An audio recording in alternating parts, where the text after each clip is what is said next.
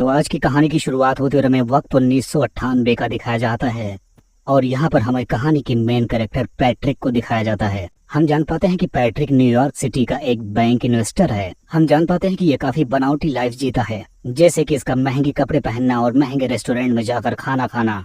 इतना ज्यादा show off Patrick अपने आसपास के दोस्तों को अपनी अमीरी दिखाने के लिए करता है, यहाँ तक कि अपने साथियों में से काफी लोगों को पसंद तक नहीं करता। अब हम देखते हैं कि पैट्रिक का एक दोस्त उसके सामने बड़ा बनने के लिए उसे अपना विजिटिंग कार्ड दिखाता है, क्योंकि इसका विजिटिंग कार्ड पैट्रिक के विजिटिंग कार्ड से काफी ज्यादा अट्रैक्टिव दिख रहा था और काफी ज्यादा महंगा था। अब पैट्रिक को ये कार्ड देखने के बाद बहुत ज्यादा गुस्सा आता है। अब ये देखने के बाद पैट्रिक इतना ज्यादा गुस्से में आ जाता है कि वो अचानक से एक आदमी और उसके कुत्ते को जान से मार देता है। अब हम देखते हैं कि थोड़ा वक्त गुजर जाता है, जिसके बाद क्रिसमस डे का वक्त आता है, जहां पर वो अपने उसी दोस्त को पार्टी में बुलाता है और उसके साथ डिनर करने की सोचने लगता है। अब हम देखते हैं कि पैट्रिक और उसका दोस्त उसके घर पर डिनर करने के लिए पहुंच जाते हैं। यहाँ पर हम सुनते हैं कि बैकग्राउंड म्यूजिक में एक बहुत ही मशहूर गाना चल रहा होता है और पैट्रिक अपने साथी को इस गाने की खूबियां बता रहा होता है। और इसी दौरान हम देखते हैं कि पैट्रिक अपने हाथ में एक कुल्हाड़ी लाकर अपने दोस्त के सर पर मार देता है, जिसकी वजह से उसकी वहीं पर मौत हो जाती है। जिसके बाद अब पैट्रिक अपने दोस्त की डेड बॉडी को ले जाकर फेंक देता है ताकि वो डेड बॉडी किसी के हाथ ना लग सके। जिसके बाद हम देखते हैं कि पैट्रिक उस आदमी को ठिकाने लगाने के बाद उसके घर पर जाकर सारी चीजों को अलग तरीके से सेट करने लगता है। उसके घर पर वो जाकर लंदन की एयर टिकट की कॉपी रखता है, ताकि जब इन्वेस्टिगेशन हो तो सबको यही लगे कि पॉल घर पर नहीं था, बल्कि वो कुछ दिनों पहले लंदन जा चुका है। अब अगले सीन में हमें एक प्राइवेट डिटेक्टिव को दिखाया जाता है, जो पैट्रिक के पास आकर उसके साथी के बारे में इन्वेस्टिगेशन कर रहा होता है।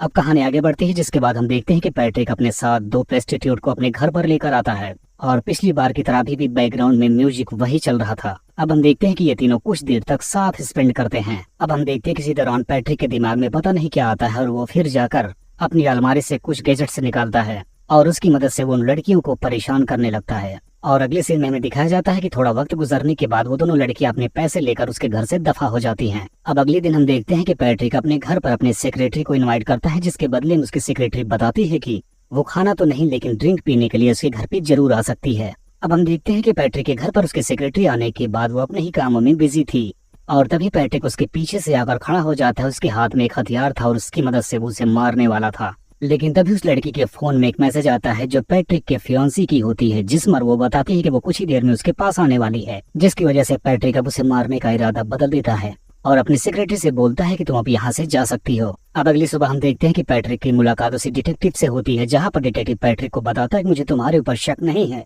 लेकिन यहाँ पर सवाल ये बनता है कि आखिर पोल एकदम से अपना घर छोड़कर कहाँ जा सकता है। इस वक्त पैट्रिक उसके जवाब को बहुत ही खामोशी से सुन रहा होता है। अब क्योंकि पोल का घर खाली होता है, इसलिए पैट्रिक उसके घर पर 2 प्रोस्टिट्यूट फिर से बुलाता है, जिनमें से वो एक का रात में मर्डर भी कर देता है और दूसरी लड़की वहाँ से भागते हुए अपनी जान बचाती है। अब वो लड़की वहाँ से अकेले भागते हुए बाहर निकलने का रास्ता ढूंढ रही थी, लेकिन तभी उसे रास्ते में बहुत सारी लाशें दिखाई देती हैं। लेकिन पैट्रिक भी उसका पीछा कर रहा था और ऊपर से उसके ऊपर वही मशीन गिरा देता है और उस मशीन के सर पर लगने की वजह से दूसरी लड़की भी वहीं पर मारी जाती है। अब कुछ वक्त गुजरने के बाद हम देखते हैं कि पैट्रिक अपना एटीएम यूज करने के लिए एक एटीएम पर जाता है।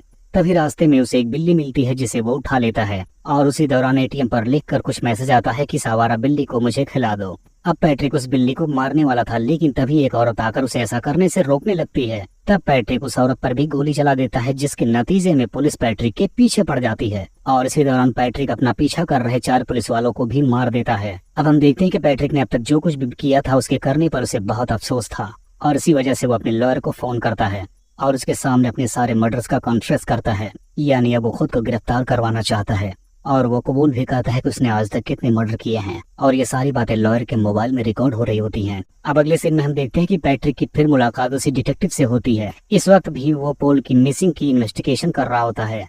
अब की बार डिटेक्टिव पैट्रिक को बताता है कि उसने पोल को लंदन में देखा है। इसका मतलब यह है कि पोल का मर्डर नहीं हुआ है, वो बिना बताए चुपचाप यहाँ से निकल चुका है। अब ऐसा सुनने के बाद पैट्रिक काफी ज्यादा परेशान हो जाता है कि आखिर ऐसा कैसे हो सकता है जब मैंने पोल को अपने हाथों से मारा है। अब अगली सुबह हम देखते हैं कि पैट्रिक पोल के घर में जाता है ताकि उसके क्राइम किए हुए अगर कोई सबूत वहाँ पे हो तो उसे मिटा सके। तभी वहाँ पहुँचने के बाद पैट्रिक को एक लेडी से पता चलता है कि वो घर पोल का है ही नहीं।